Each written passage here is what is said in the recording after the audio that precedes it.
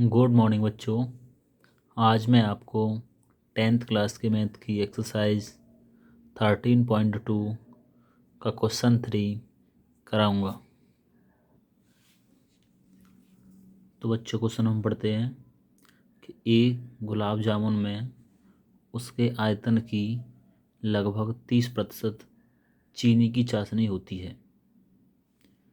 एक गुलाब जामुन में उसके आयतन की लगभग 30% चीनी की चाशनी होती है। 45 गुलाब जामुनों में लगभग कितनी चाशनी होगी?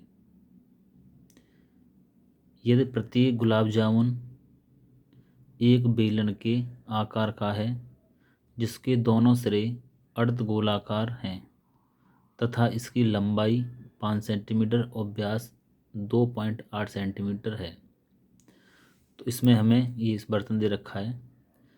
इसमें क्या है? गुलाब जामुन भरी हुई हैं जो कि कैसी हैं? बेलनाकार रूप में हैं और जिनके सिरे अर्धगोलाकार हैं।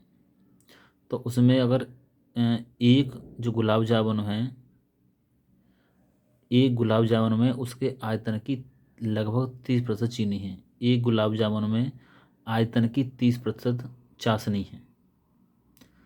तो इसमें क्या करेंगे? हम एक गुलाब जामुन का हम आयतन निकाल लेंगे और आयतन निकालने में उसका 30% निकालेंगे तो वो उसकी चाशनी हो जाएगी।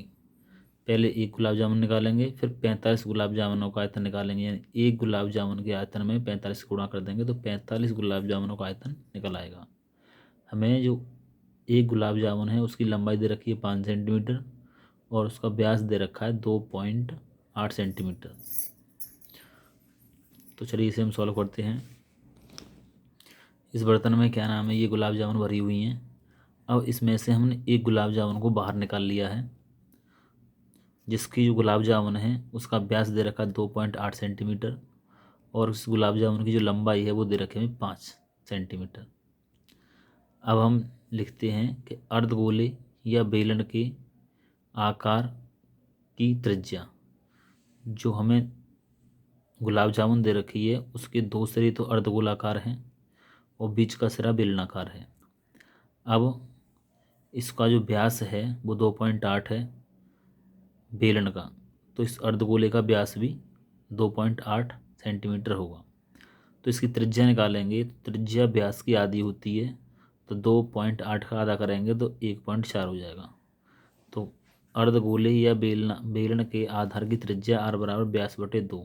व्यास दे रखा है 2.8 सेंटीमीटर, इसमें 2 से भाग दे देंगे तो त्रिज्या आ जाएगी, क्योंकि त्रिज्या व्यास की आधी होती है। तो इसका 2.8 का हम आधा करेंगे तो 1.4 सेंटीमीटर हो जाएगा। अब बेलनाकार भाग की ऊंचाई, बेलनाकार भाग की ऊंचाई कितनी दे रखी है हमें कि गुलाब जामुन की बेलनाकार भाग की ऊंचाई निकालेंगे तो गुलाब जामुन की लंबाई माइनस दोनों अर्धगोले की त्रिज्या। अब क्या करना है? बेलनाकार भाग की ऊंचाई निकालनी। जो बेलनाकार भाग है यहाँ से लेकर यहाँ तक, इसकी ऊंचाई निकालेंगे तो क्या करेंगे? पूरे जो गुलाब जामुन की लंबाई में से यानी 5 में से और इसकी त्रिज्या को, इसकी ऊंचाई को और इस अर्धगोले की ऊंचाई को क्या कर देंगे? माइनस कर देंगे। तो 1.4 ये है और 1.4 ये है, तो दोनों को मिला के 2.8 हो जाएगा और 2.8 को हम 5 में से कर देंगे माइनस। तो बेलनाकार भाग की ऊंचाई कैसे निकालेंगे? गुलाब जामुन की लंबाई माइनस दोनों अर्धगोले की त्रिज्या। तो गुलाब जामुन की लंबाई दे रखी है हमें 5 और इनकी जो त्रिज्या दे रखी है 1.4, हमें 2 की निकालनी है, तो इसमें हमने 2 से गुणा कर दिया तो 1.4 का 2 में गुणा कर देंगे 2.8 हो जाएगा और 5 में से 2.8 को हम माइनस करेंगे तो ये हो जाएगा 2.2 सेंटीमीटर। तो ये आ गया क्या नाम है? बेलनाकार भाग की ऊंचाई। अब हमें क्या निकालना है कि एक गुलाब जामुन का आयतन, आयतन निकालेंगे तो उसके लिए क्या करेंगे कि बेलन का आयतन, यानी यहाँ से यहाँ तक जो बेलनाकार आकृति दे रखी इसका आयतन और प्लस दोनों अर्ध गोलों का आयतन, दोनों अर्धगोलों का आयतन, दोनों को क्या करेंगे? हम प्लस कर देंगे। तो बेलन का जो आयतन होता है उसका फॉर्मूला क्या होता है? पाई आर स्क्वेयर एच प्लस एक अर्धगोले का आयतन हो गया है 2/3 पाई आर क्यू, लेकिन हमें 2 का निकालना है तो हमने इसमें कर देंगे 2 से गुणा। एक अर्धगोले का आयतन ये दे रखा है 2/3 पाई आर क्यू। हमें 2 का निकालना है, 2 अर्धगोलों का आयतन, क्योंकि एक ये दे रखा है, एक ये दे रखा है, तो इसमें हम 2 से गुणा कर देंगे। पाई का मान कितना होता है 22/7। अब इसमें हम मान रख देते हैं, पाई की जगह पाई का मान रख दिया 22/7। आर दे रखी है हमें 1.4, तो हम इसे 2 बार लिख देंगे, क्योंकि आर के ऊपर 2 लगा हुआ है, तो आर के मान को मैंने 2 बार लिख दिया, 1.4 गुणा 1.4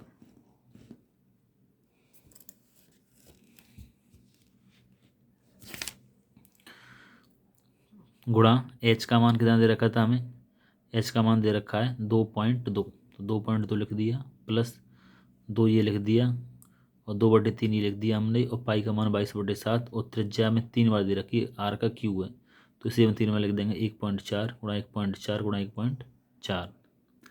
अब इन दोनों में बीच में प्लस लगा हुआ है। अब इससे पहले ये सभी संख्या गुणा में दे रखी हैं, और प्लस के बाद ये सभी संख्या गुणा में है। अब इन दोनों हम देखेंगे कि 22/7 और गुणा 1.4 गुणा 1.4, यहाँ भी दे रखा है 22/7 और 1.4 गुणा 1.4, तो इसको हम कॉमन ले लेंगे, 22/7 गुणा 1.4 और 1.4, तो ये कॉमन बाहर आ गया, तो 2.2 अंदर बच गई, यहाँ से ये 2 बच गया, 2 का 2 में गुणा कर देंगे तो 4/3, और 2.7 गुणा 1.4 गुणा 1.4, ये तो बाहर कॉमन आ गए, तो केवल 1.4 बच गया हमारा अंदर, तो यहाँ पे आ गया 4/3 गुणा 1.4। अब क्या करेंगे हम,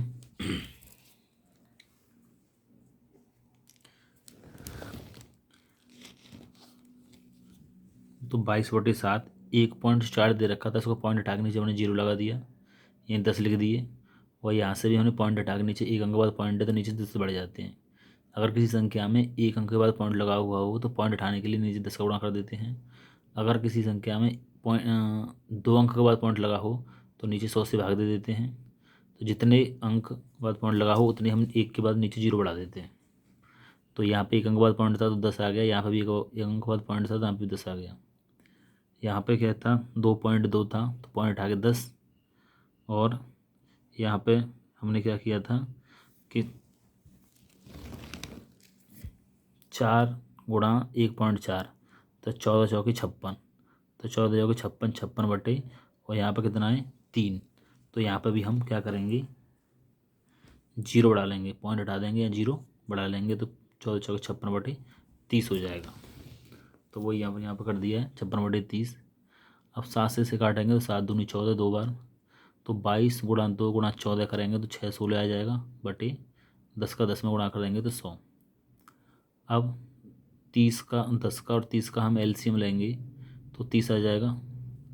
अब 10 से इसमें 30 में भाग देंगे तो 3 बार भाग जाएगा, 3 का गुणा कर देंगे हम 22 में तो 66, प्लस 30 का 30 में भाग देंगे तो 1 बार, और 1 का इसमें गुणा कर देंगे तो 56, यानी हमने ये भिन्न को सॉल्व कर दिया। अब 616/100,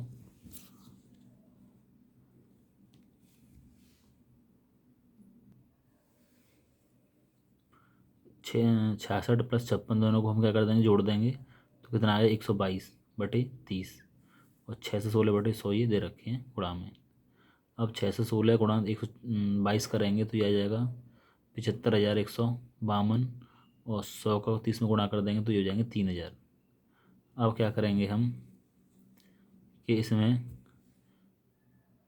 1,000 से काट देंगे, 1,000 का इसमें भाग देंगे तो ये इसमें 3 अंक बाद पॉइंट आ जाएगा, तो यहाँ पे पॉइंट लग गया ये, और 1,000 से काट देंगे तो ये 3 बार कट जाएगा, तो यहाँ 3 आ गया, 1,000 से काट देंगे, 1,000 से काटेंगे, यानी 1,000 का भाग इसमें देंगे तो 3 अंक बाद पॉइंट आ जाएगा, 1,000 से इसमें भाग देंगे तो 3 बार कट जाएगा, तो कितना आ गया 75.152/3 सेमी क्यू।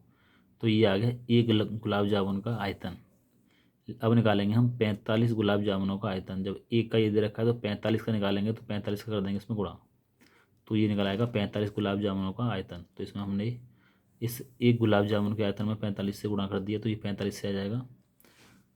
अब 45 गुणा करेंगे तो 3 से ये 45 15 बार कट जाएगा, 15 गुणा कर देंगे हम 75.152 में, तो अभी ये हमने गुणा कर दिया, गुणा करने पर आ गया 1127.28 सेंटीमीटर क्यूब, 45 गुलाब जामुनों का आयतन।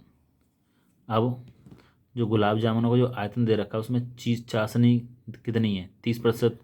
जो आयतन है, आयतन की 30% चीनी है, तो 45 गुलाब जामुनों में चाशनी का आयतन कितना होगा। जो आयतन दे रखा कुल आयतन उसका हम 30% निकालेंगे, तो इतने का 30%, तो 30% निकालेंगे तो 30 लिख दिया, परसेंट का चिन्ह हटा के नीचे 100 आ गया। तो क्या हो गया, 0 से 0 कट गया, तो कितना बचेगा, 3 का गुणा कर देंगे इसमें संख्या में, तो ये आ जाएगा 3381.84, और नीचे बच गया 10। 10 से भाग देंगे तो जो 0.1 अंक का बाद और हट जाएगा, तो 1.1 अंक आगे और आ जाएगा, क्योंकि 10 से भाग देंगे तो ये आ जाएगा 338.184।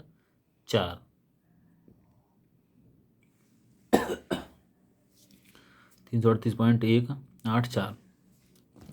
अब पॉइंट से पहले वाली जो संख्या है वही हमने इसमें ले ली है कि चाशनी का जो 45 गुलाब जामुनों में चाशनी का जो आयतन है वो कितना है, 338। तो 338 सेंटीमीटर क्यूब या घन सेंटीमीटर। तो हमने लगभग में पॉइंट से पहले वाली जो संख्या है वो हमने ले ली है कि जिसमें चीनी का जो चाशनी जो दे रखी है वो कितनी है, 338 घन सेंटीमीटर लगभग। तो ये आ गया हमारा आंसर। तो बच्चों ये सवाल कंप्लीट हुआ। इस सवाल को अपनी नोटबुक में नोट कर लें और इसका रिवीजन करें। ओके बच्चों, धन्यवाद।